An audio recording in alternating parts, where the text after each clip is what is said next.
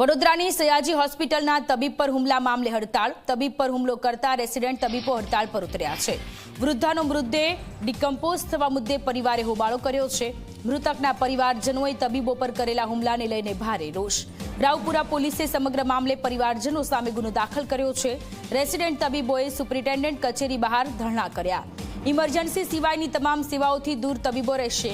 સયાજી હોસ્પિટલમાં પોસ્ટમોર્ટમની સુવિધા તબીબોએ બંધ કરી. મૃતદેહોને પીએમ માટે ગોત્રી GMRS હોસ્પિટલ ખસેડવામાં આવ્યા છે. રેસિડેન્ટ તબીબોએ હુમલાખોરો સામે યોગ્ય કાર્યવાહીની માંગ કરી છે.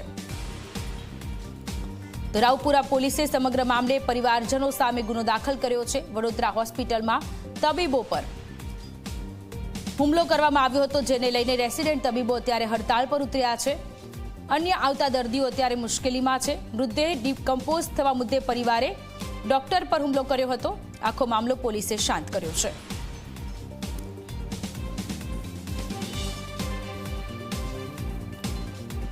તો વડોદરાની આ ઘટના છે કે જ્યાં પરિવારજનોએ તબીબ પર હુમલો કર્યો હતો.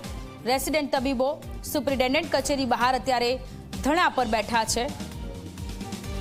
સંવાદદાતા રવિ આપણી સાથે લાઈવ જોડાયેલા છે. રવિ, વડોદરાની સયાજી હોસ્પિટલમાં પરિવારજનોનો આક્રોશ જોવા મળ્યો. બોડી ડિકમ્પોઝ થવાને લઈને પરિવારજનોએ તબીબ પર હુમલો કર્યો છે અને હવે તબીબો હડતાળ પર ઉતર્યા છે. વધુ વિગતો શું છે?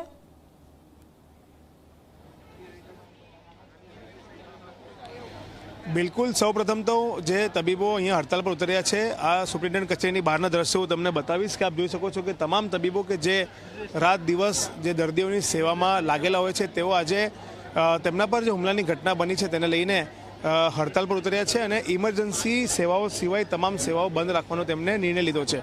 એટલું જ નહીં, પરંતુ પોસ્ટમોર્ટમમાં આવતા જે મૃતદેહો છે તેને પોસ્ટમોર્ટમ નહીં કરવાની પણ તબીબોએ જે વાત કરી છે તેને લઈને તમામ જે મૃતદેહો છે તેને ગોત્રી GMRS હોસ્પિટલ ખાતે મોકલવામાં આવ્યા છે પોસ્ટમોર્ટમ માટે. આ સમગ્ર ઘટના લઈને કલેક્ટર અનિલ ધામેલી અહીંયા સયાજી હોસ્પિટલ સુપ્રિન્ટેન્ડન્ટ ઓફિસ પર દોડી આવ્યા છે. રંજન અય્યર સુપ્રિન્ટેન્ડન્ટ સાથે તેઓ મુલાકાત કરી છે. સાથે જ જે હુમલામાં પીડિત તબીબો છે તેમની સાથે પણ મુલાકાત કરવામાં આવી રહી છે. ત્યારે આપણે જે રેસિડેન્ટ તબીબ છે તેમને પૂછીશું કે તેમની શું માંગણી છે.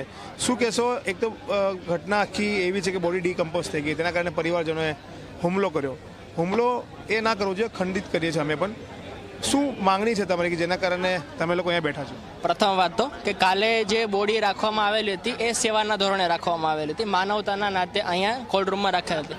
કોઈ ટેકનિકલ ખામીના લીધે કંઈ થયું તો એનો આરોપ સીધો ડૉક્ટર પર લગાવવામાં આવ્યો. ઉપરાંત મારામારી પણ કરવામાં આવી, જે એકદમ નિંદનીય છે.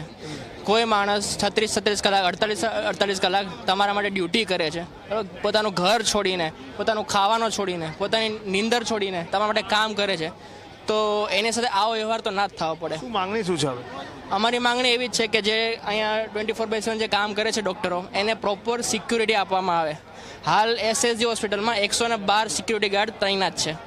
અમારી માંગણી એવી છે, અમારી અને અમારા સાહેબની માંગણી સરકાર તરફથી એટલી છે કે સર્ટિફાઈડ સિક્યુરિટી એજન્સી અમને આપવામાં આવે.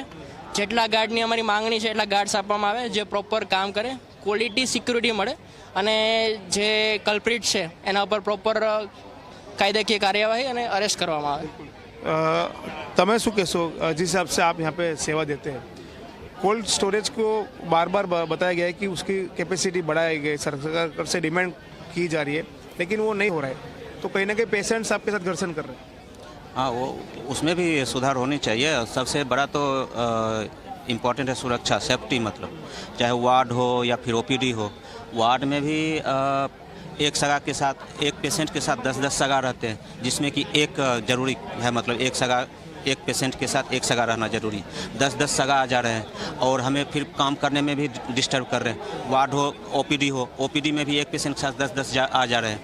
वहाँ भी मतलब अब कुछ आते हैं कि नहीं, हमें पहले क्यों नहीं देख रहे हैं, कुछ इमरजेंसी होता है पेशेंट का. मिसबिहेव करते? हाँ, मिसबिहेव ऐसा मतलब कि लड़ने झगड़ने पे उतर जाते हैं. और कुछ होता है कि आप હવે શું સોલ્યુશન માટે શું કરો? જે સાહેબે કીધું એ જ સોલ્યુશન અમારે દરકાર છે. હડતાલ ક્યારે સમેટાશો? આ તમારી માંગણી પૂરી થશે પછી જ સમેટાશો? હા. તો જે રીતના વાત કરી આપણે કે આ તમામ જે તબીબો છે તેમની એક જ માંગણી છે કે જે હુમલાખોરો છે તેમની સામે કાયદેસરની કાર્યવાહી કરીને ધરપકડ કરવામાં આવે, તેમને સિક્યુરિટી પ્રોપર પ્રોવાઈડ કરવામાં આવે. સાથે જે સિક્યુરિટી એજન્સી છે અહીંયા તેમાં બદલાવ કરીને પ્રોપર સિક્યુરિટી એજન્સી મૂકવામાં આવે તેવી માંગણી છે. હવે આ માંગણી સંતોષાય છે કે કેમ તે કલેક્ટર સાથે અત્યારે બેઠક ચાલુ છે. રંજન અય્યર જે સુપ્રિન્ટેન્ડન્ટ તેમની અને જે પીડિત તબીબો છે તેમની વચ્ચે અને તેમની બેઠકમાં શું નિષ્કર્ષ નીકળે છે તેના પછી તબીબો પોતાનો નિર્ણય જારી કરશે કે તેઓ હડતાલ પાછી ખેંચે છે કે પછી યથાવત રાખે છે. જી જી રવિ, આભાર તમામ વિગતો માટે.